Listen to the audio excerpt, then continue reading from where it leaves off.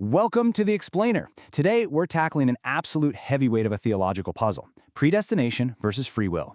I mean, think about it. Does God decide literally everything in advance, or do we actually have a genuine choice in the matter? Instead of falling down endless philosophical rabbit holes, we're going to bypass all that and go straight to the source material, an ancient letter known as Romans 8. We're going to look at the actual words and the exact logic of the text itself. Here's our roadmap for today. First, we'll hit the predestination paradox, then decoding the Greek words, move on to Paul's confidence chain, look at free will versus divine plan, and finally wrap up with the ultimate takeaway. All right, let's jump right into part one, the predestination paradox, the clash of two massive ideas. You know, whenever you stumble across a heavy word like predestination, it immediately forces a massive question, doesn't it? If God predestines everything, do we really have free will? It's totally natural to feel a bit defensive here. I mean, on the surface, predestination sounds like this fixed, rigid system of individual outcomes. It kind of feels like a giant cosmic flowchart where all your choices have already been made for you. But when you actually look at the source text, you see something pretty incredible. It consistently holds two totally distinct streams of thought together at the exact same time. On one side, you've got real divine initiative.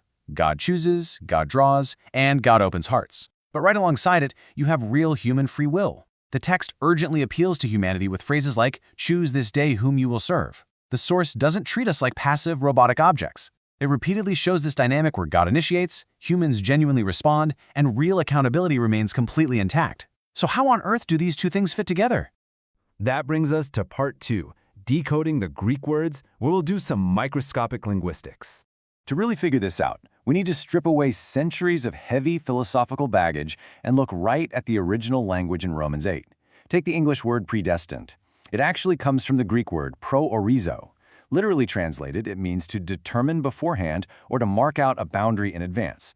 So the crucial point is that this bare word itself doesn't automatically mean some irresistible force or a rigid flowchart for every individual. It simply means setting a destination in advance. Now, look at the word that comes right before it, foreknow or proginosko.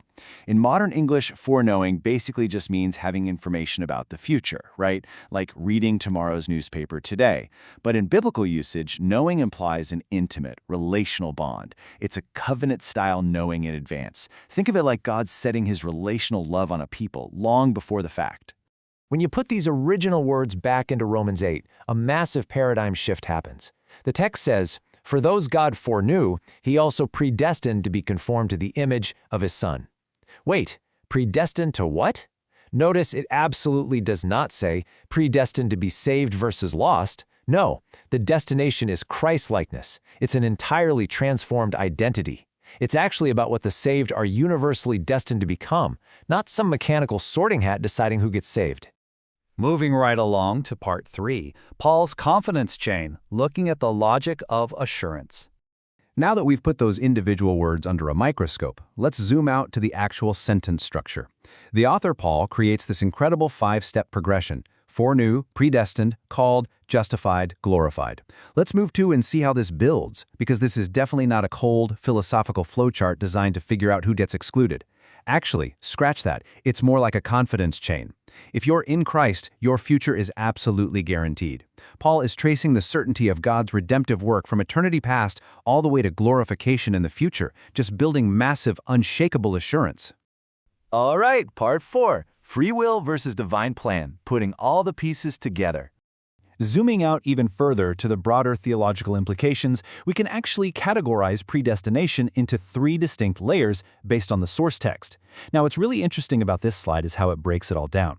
First, you have corporate predestination, the idea that God predetermined that all who are united in Christ will share his destiny. Second is purpose-driven, God assigning specific roles or missions, like calling a prophet, before they're even born. And third is deterministic. Now, our source points out that this third layer was actually a much later theological development. It's the stuff heavily debated in systems like Calvinism and Arminianism.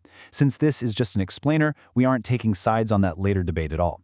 But it's totally crucial to recognize that Romans 8 itself doesn't explicitly define the precise, deterministic mechanics of individual choice. Just to be incredibly clear about the original context here, Romans 8 is saying that our hope, our identity, and God's faithfulness are entirely anchored in Christ. It's a text about ultimate security. However, it is not saying that God exercises arbitrary selection or that human choice is meaningless or that moral responsibility is somehow removed.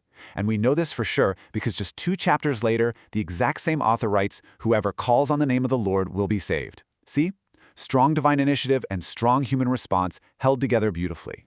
Which brings us to our final section, Part 5, the ultimate takeaway, finding peace in the text.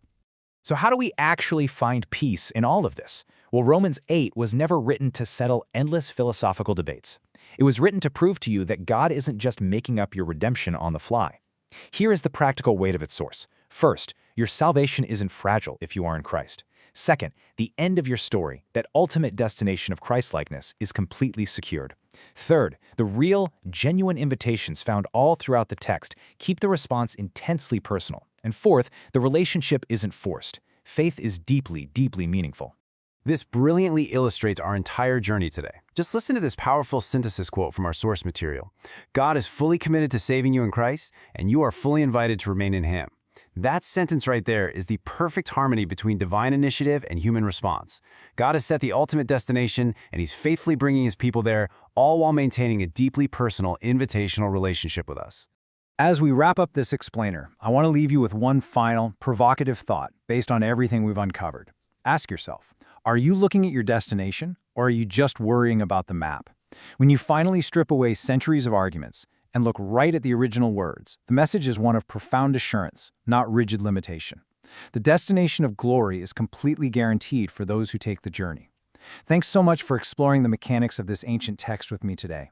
Keep asking great questions, keep looking at the source, and I'll catch you on the next explainer.